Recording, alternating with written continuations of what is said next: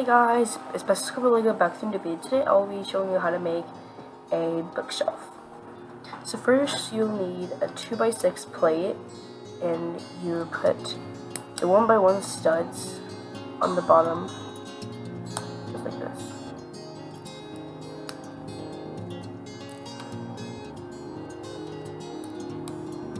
After that you'll need the 1x2 brown pieces,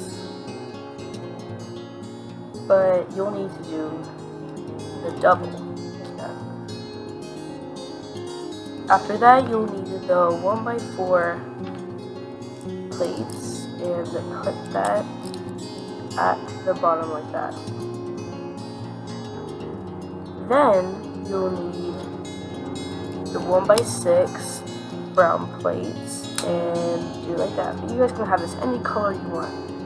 So now what you need to do for the books, as you're wondering, you get any color you want, and you just get all of these and you just stack them just like this.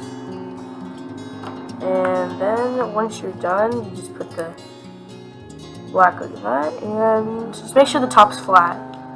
And then once you're done, there you go. That is your bookshelf. Now before I end this video, make sure to like, subscribe, and hit that bell to get more notifications about my videos. Bye!